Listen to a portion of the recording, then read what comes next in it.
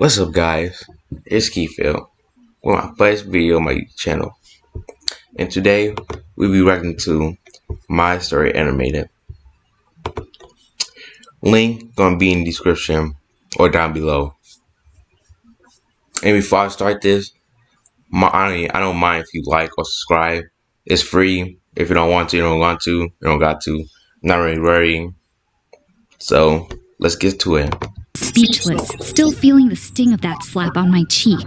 I felt so angry and hurt inside. I almost felt like my heart would burst, but I knew I couldn't react. My mother was all I had, and all she wanted was to keep us safe. I don't remember Dad too well. He was never around much, and then he just left one day. I was 6. I do remember my mother crying a lot and cleaning. She threw out everything that ever belonged to him, and she scrubbed down every surface. We never talked about him again. One day when I was about 10, I saw her in the kitchen, washing her hands furiously. Her shoulders were shaking as she sobbed, and I rushed to her and hugged her tightly. "Don't touch me!" she screamed and shoved me back. I tried to calm her down, but she wouldn't listen. She clawed at her skin and rushed inside the bathroom. She locked herself in there for the rest of the day. I decided to make her some chocolate chip pancakes the next morning. Well, she can make me some.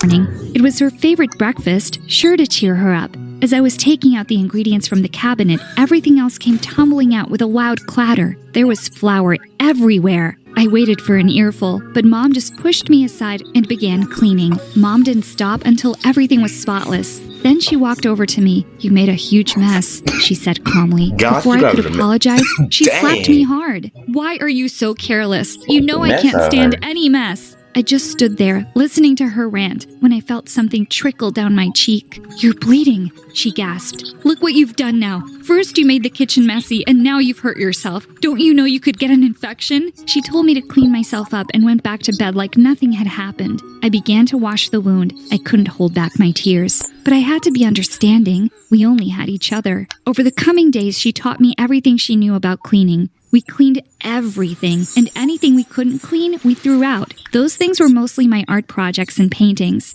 As much as it hurt me, I didn't let it show. My mother already had so many things to deal with. I didn't want to add to her troubles by throwing a tantrum. I was learning, and with every approving nod I received from her, I cleaned harder. "Jane, come with us. We're going to a party." My friends were outside calling to me as I was busy scrubbing the floor clean. I looked up at Mom and froze. She shrugged and said I could go if I wanted to. She had plenty of cleaning to keep her busy. With a heavy heart, I yelled to my friends that I had work to do. Mom squeezed my hand and smiled. I knew I'd done the right thing. "Come on, Mom." I jumped up and down excitedly. "The house won't clean itself." Things went on like this for a while. My friends would keep asking me to go out with them. Slowly, I started to get fewer and fewer texts. I didn't mind. They weren't the ones who were keeping me clean and safe. It was my mother. She had quit her job and began to work from home. She began spending more and more time together, cleaning. Then she began spending more and more time alone in her room. She would refuse to leave the house. I was the only one going outside for school or to get groceries. I'd scrub myself down when I got home. I didn't want to bring in anything with me that could make her sick, but she fell sick anyway. Maybe it was all the chemicals in the cleaning supplies. I wanted to quit school and stay by her side, but she refused. Even in high school, I stayed away from people as much as possible. I made sure my disinfectant was with me at all times. High school was bad enough without being the weirdo who constantly had a mask and gloves on, but I didn't care. Being clean and safe was more important. One day, I was standing by my locker taking my gloves off to change into a new pair when a couple of kids from my class approached me. The one in front, James, was holding a cake. I didn't really know him. I just often heard the girls in the class gushing over how cute he was. "Hey, we saw on the class calendar that it's your birthday today. I mean, we baked you a cake," he said with a warm smile. "Thank you," I managed to reply. I was shocked and a little touched that anyone even knew or cared about my birthday, but all I could think about was all the little microbes and germs on that cake. His hands without gloves. At that moment, I wasn't wearing any either. I felt my vision begin to spin and tiny creatures crawling all over my skin. He held out the cake to me. I had no choice but to take it. Accepting the cake, our fingers brushed together. "Don't touch me!" I screamed. I turned on my heels and ran away as fast as I could. I needed to get out and get clean. I took one look back to make sure no one was following. So we're only 4 minutes, bruh. me. Everyone was still standing there in stunned silence, the cake on the floor, a mess. Smart. Over the next few days, I refused to go to school. Mom wasn't too happy about it, but she let me stay. Secretly, I was sure she was relieved when I didn't step a foot outside. I felt safe and comfortable at home too, but I couldn't avoid going to school anymore. I already had plenty of catching up to do. A classmate invited me to her home to collect notes. When I got there, I saw a mess that made my stomach churn. Crushed empty cans were thrown carelessly on the floor. Piles of dirty clothes were lying here and there, and there were dirty dishes which seemed to be growing their own ecosystems. I was debating whether to run away or jump in and start cleaning when someone walked in. "You're Nicole's friend?" I looked up and realized it was James. The whole horrifying cake scene came rushing back to me, and I wanted to vanish into thin air. He didn't bring it up at all. He picked up 2 shirts from a pile on the floor. I almost screamed when he sniffed both of them, then dropped one and put on the other. Just like that. "I'm Nicole's twin. I would keep you company, but I need to get going." "Oh, darn, what is the stain on my sleeve? Looks like mustard. Do you have club soda and a clean cloth?" I asked. "I can help you with that." Surprisingly, he had both things, and with my gloved hands, I efficiently rubbed out the mustard stain. He gave me a huge smile. My heart fluttered a bit. Weird. He told me I was a lifesaver. Then he was off, and Nicole walked in with her notes. On the way back home, I couldn't help but think about that smile. Nicole and James asked me to go out with them several times, but I always refused. Eventually, they stopped asking. Months passed, and one day I felt desperately lonely and in need of some company. I texted Nicole myself. We met up in the park, and I don't know if it was the fresh air or their silly jokes, but I felt happier than I had in ages. We started hanging out more and more often. But I can't lie though, the animation is good. It's good. But the story, the story is so bad. It is so bad. They never made me feel weird about all my strange tics and habits. Even if other people stared while I scrubbed down a table at a restaurant with my disinfectant wipes, they always acted like it was completely normal. James especially was super sweet. He'd wipe my plate and glass for me. I had come to realize that I had a pretty big crush on him, but I wasn't ever going to say anything. He probably just thought I was a freak, and he was only nice to me because he felt sorry for me. But one day, I felt I would die of embarrassment if he kept being so nice. That day I was feeling particularly worked up. I tried to rush out of class as soon as it ended, but on my way out, I knocked over Jax's books. Jack was a big bully who picked fights for no reason. He swore and jumped to his feet, and even though I apologized, he didn't let it go. He demanded that I pick up his books. When I did, he threw them all back down and said, "It's no fun if you don't take off your gloves." I looked at him in surprise. He must have been kidding me, right? Apparently, though, he wasn't. I silently picked up the books and put them on his desk. But with a loud scream, he pushed them all off the table. "Take off your gloves, you freak!" he yelled at me, coming closer. I stepped back, horrified. If he stepped any closer, his germs could get all over me. I had enough of my own to kill. "So you like things clean, huh, freak show?" he asked threateningly.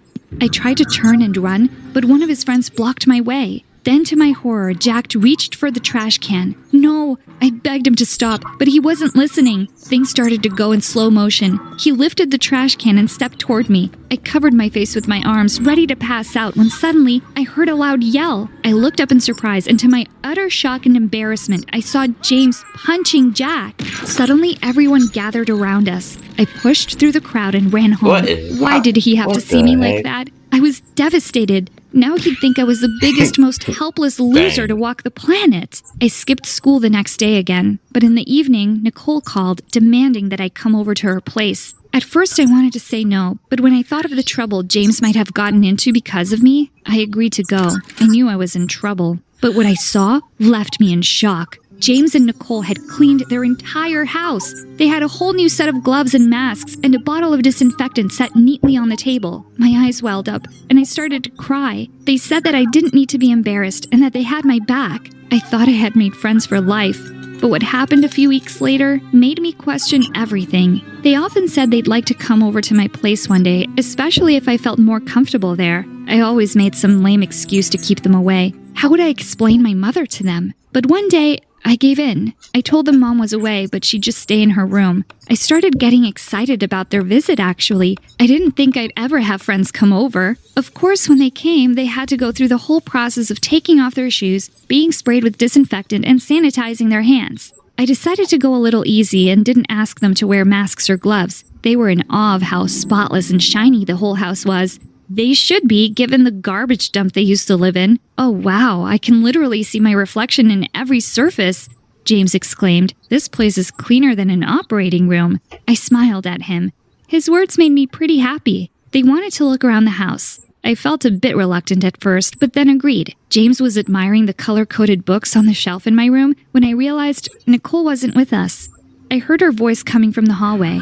Hey, what's in this room? I ran outside at the speed of a bullet. Her hand was on the doorknob, and I pushed her away. She fell on the floor looking absolutely shocked. Get away from that room, I screamed. Can't you see the door's closed? Why can't you mind your own business? James helped Nicole up, and they both looked completely horrified. Nicole said in a choked-up voice that she hadn't meant any harm, and she rushed out of the house in tears. James just looked at me for a moment, too stunned to speak, and he followed her out. I burst into tears and flung myself on my bed. I couldn't believe what I'd done. I had pushed away the only two people who had ever been kind to me. I cried myself to sleep that night. I thought I'd never see them again, but to my complete surprise, James called me a couple of days later and said they were planning to go to the aquarium and water park that day. I should join them. My heart soared. Of course I wanted to see them. It was rather awkward when we met, and I tried to apologize, but Nicole just smiled and told me to forget all about it. We were here to enjoy this lovely day. I felt a lump in my throat and smiled back. The two walked around me protectively so I wouldn't bump into anyone. Nicole went off to get some ice cream and James stayed behind with me. We were standing by a flimsy wooden fence which overlooked a huge lake. A lovely breeze touched my face and I wanted to take my mask off, but I could hear Mom's voice in my head. Always be careful, safety comes first. I noticed James was looking at me a bit curiously. He then asked me if I'd ever held hands with someone, ever kissed someone. No, I snapped, blushing. Did you know the bacteria count in the mouth increases by 20 billion in 5 hours? He stayed quiet. After I looked a little calmer, he held his hand out to me and told me that I could practice with him. I shook my head. My heart hurt, though. Oh, I so wanted to take his hand, but Mom would never approve. He didn't push me any further and walked away to talk to a friend he had spotted. Just then, I saw Nicole running towards me, 3 ice cream cones in her hands. She was completely wet. She laughingly shouted that she'd stopped to watch the dolphins and they'd drenched her. She looked like she was going to run straight into me. I told her to stop, but it looked like she couldn't. She's filthy. Mom screamed in my head. I jumped aside and she hit the fence, which gave way under her weight. In horror, I watched her fly over into the lake below. But luckily, she caught onto something and was hanging by the edge. Despite all of Mom's protests in my head, I got down on all fours and held out a hand to her. She held on to me desperately, but I could feel her grip slipping under my rubber glove. I knew she couldn't swim.